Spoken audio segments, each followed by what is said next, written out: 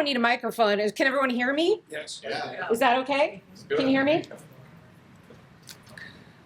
So again, I'm Christy Conforti, Public Policy Advocate for the Blue Zones Project here in Tuolumne County. And while Kathy's getting our audio set up, I'll just do a little background. Has anybody heard of the Blue Zones?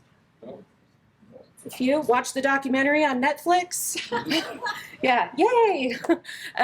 Basically, the Blue Zones are 5 areas in the world where they found that people were living not only longer, but healthier and better lives than Americans. On average, they would live 10 to 12 years longer than people in the United States. So Dan Buettner, who is a National Geographic fellow, he's a best-selling author, he did some research, and he found he was looking for commonalities between these communities. Why are these people living longer? You know, what are they doing that we're not doing here?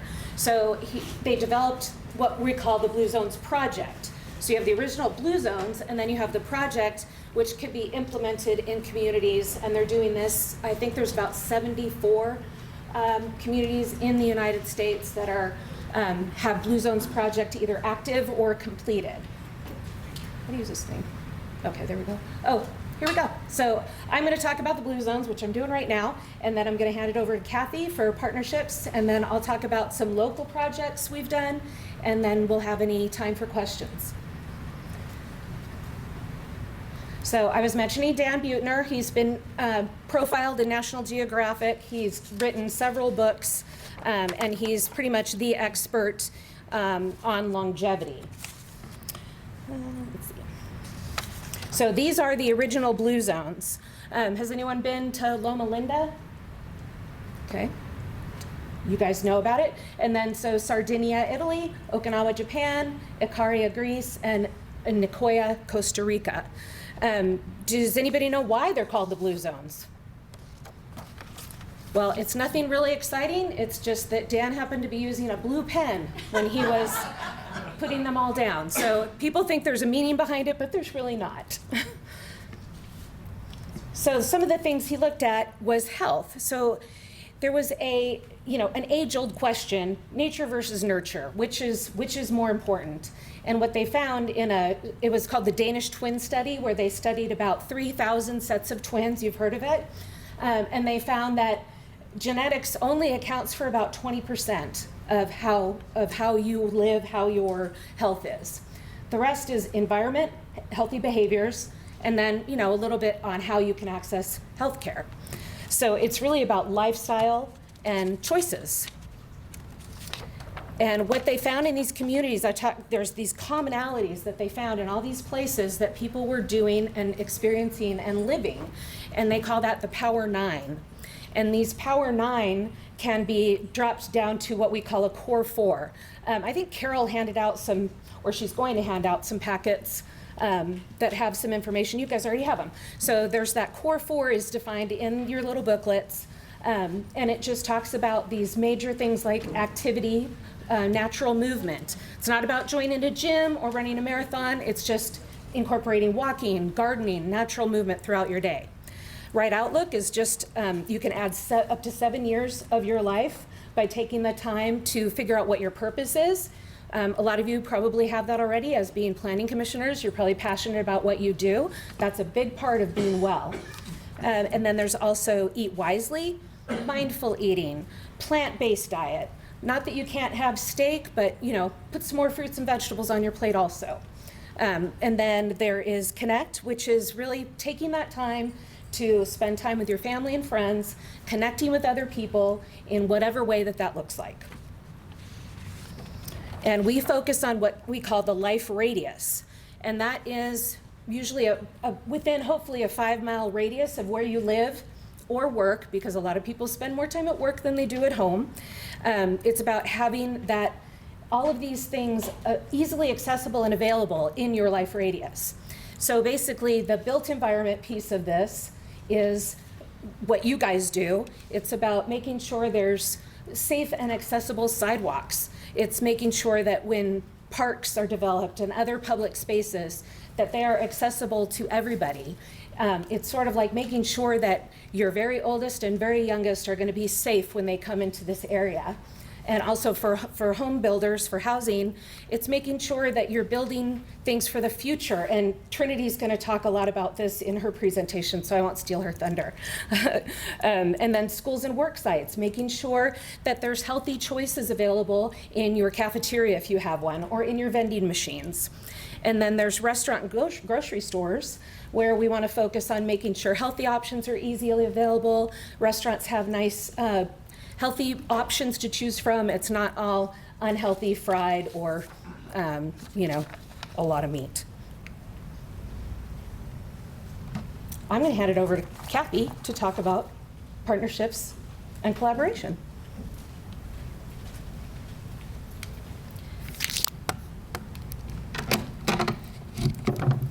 I also don't stand at the podium very well. I walk around the room. So you might wonder, how did Blue Zones actually come to Tuolumne County? Well, it started quite a few years ago when Adventist Health started looking, as of course, some of you might know that the Seventh-day Adventist Church has a big presence in Loma Linda, and a lot of the people that were identified as living, I think men lived on average 9 years longer, and women were like 8 years longer, and it had to do a lot with their healthy lifestyles, their sense of connection and community to each other.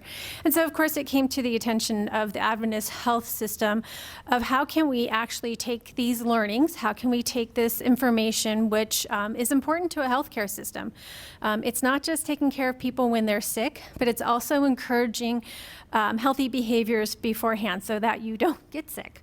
Adventist Health took a keen interest in this and actually ended up buying Blue Zones and creating an LLC out of it, and started implementing Blue Zone projects in certain communities. A lot of the communities where there are Adventist health systems have a Blue Zones project, and Tuolumne County is one of those. We started here in April of, the launch was in April of 2022? Yeah. Okay, so we started in April of 2022 with a launch, but there was a lot of pre-work that was done at least almost a year ahead of time. Because we knew that this was important for our community.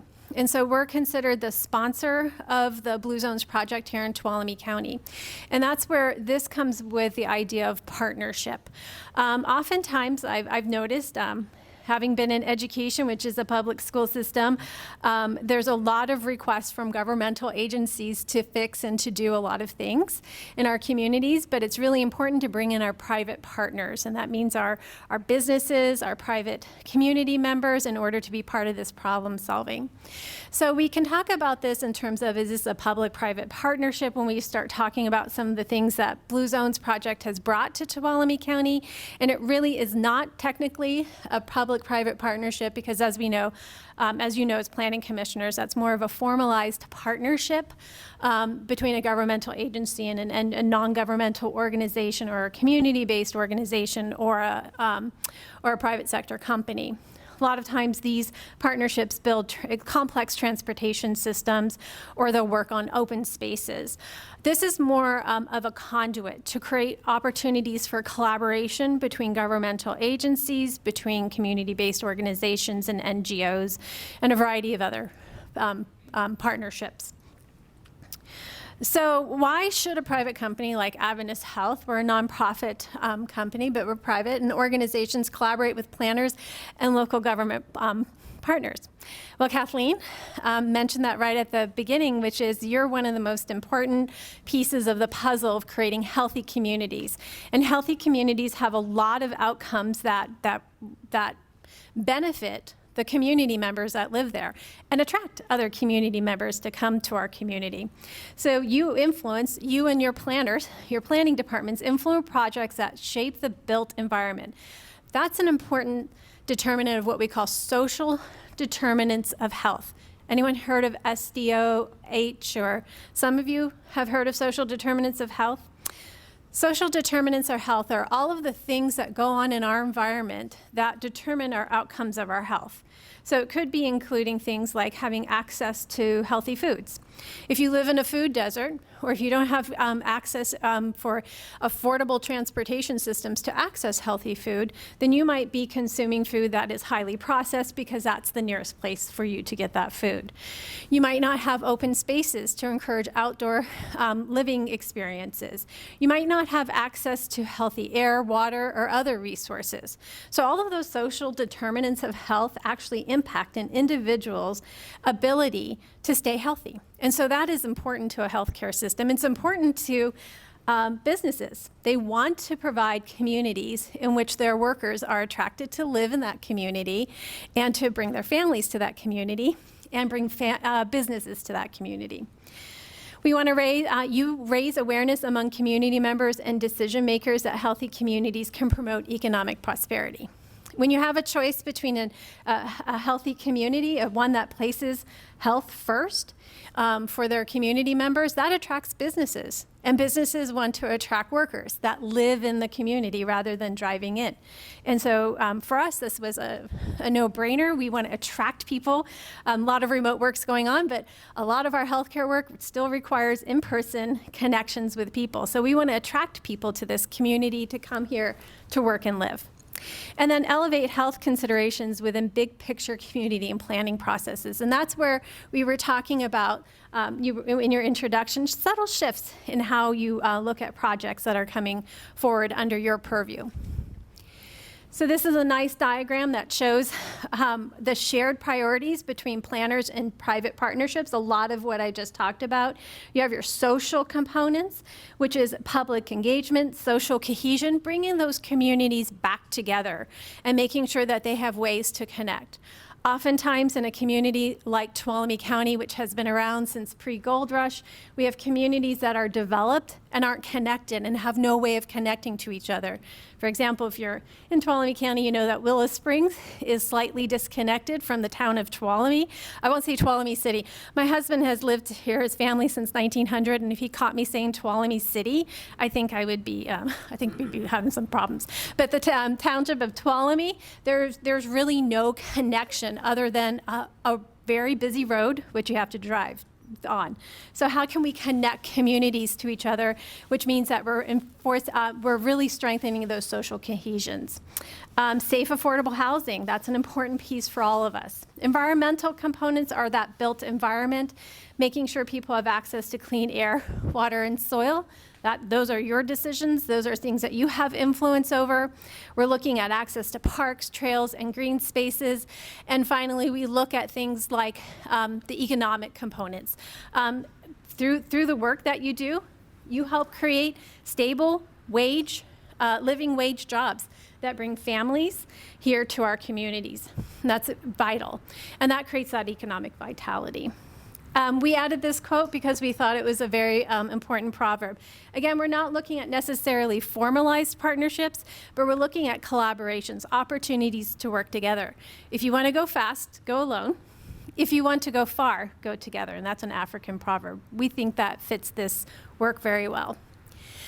And so for Adventist Health Sonora, this was an opportunity to collaborate through the Blue Zones project and collaborate with lots of different partners. So for those of you who aren't familiar, Adventist Health is the largest private employer in Tuolumne County with approximately 1,500 employees and associates, from everything from physicians to facilities maintenance to transportation. We're the only hospital in Tuolumne County and the largest in the region. So we serve a regional base that includes Calaveras, parts of Mariposa, and Stanislaus County. We have the obligation as a nonprofit to create a community health needs assessment every 3 years. And we just finished that last year, and we identified 3 priority areas with all of our input from our community partners. And that was around financial stability, housing, and mental health needs. And so from that's where our partnerships start to develop. And Blue Zones fits right perfectly in there. So we work closely with all of those different partners to address the community needs, understanding that we can't be the solution for housing, for example, but we can partner with our Habitat for Humanity partners. We can partner with our housing committee that's operated through our Board of Supervisors, and we can provide input and support for those planning decisions. We have provided almost $2 million in community benefit in 2022. Again, Blue Zone Project is part of that. That is funded. We are the sponsor for that. And we are so committed to that we do a Blue Zone certification within our own hospital, which is a slightly more elevated type of process that we are inviting our employees to go through. But it really aligns with our mission, which is when you think about planning, these are 5 critical areas I identified, but they fit with not just us as a healthcare provider, as a private organization, but any private company, any private person, any community member would definitely want to work together to provide healthy food choices, making sure people have access to those, clean air, water, and soil. I mentioned that a couple times. Active transportation. What I'm very excited is what you're going to hear about some of the projects that Blue Zones has supported. We have supported as well about developing ways people can move around this county using move naturally, walking paths, bike lanes that are safe for people to use. If you've ever biked in our county, you know every time you're doing it, you're kind of taking your life in your own hands. So we want to provide some of those opportunities where they exist to create that. Quality housing, as we know, that's an important key piece to healthy communities, and working to develop parks, trails, and green spaces. And so Christina's going to take us home with local impact. Again, they've been operating just over a year, it'll be a year and a half. And so through some of the work that Blue Zones Project has done, it's been pretty amazing how it's impacted our local environment. Okay, thanks, Kathy. So, really it is all about the community planning and policy work for me. So we focus on 3 key areas, the built environment, food systems, and tobacco.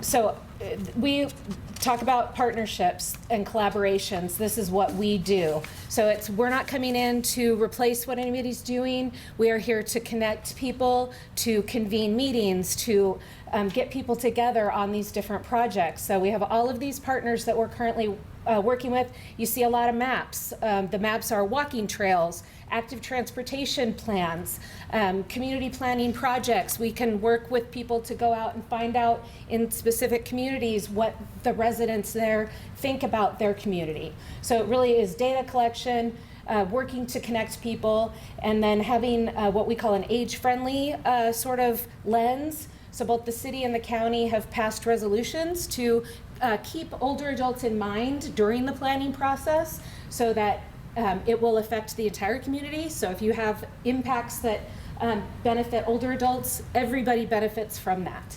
And I know Trinity will talk a lot more about that too. So I could talk all day on this, but I know we don't have much time left.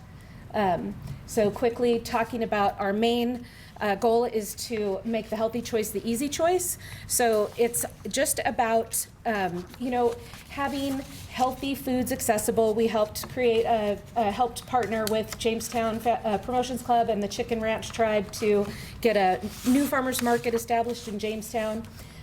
We help with the Tuolumne Thrives, which is a local food coalition, and also with the Tobacco Coalition to bring smoke-free places to the community, do a lot of grocery store development, make a Blue Zones friendly checkout lane. So instead of candy and soda, it's bottled water and whole fresh fruits.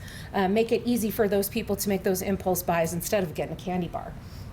And we've done a ton of trails and really getting youth involved because they are the next generation. So if we can get youth involved in the public policy work and to attend county supervisor meetings or planning commission meetings or anything, city council, all of those things, we're building that next generation to make sure that they carry the torch on these healthy habits that they're learning.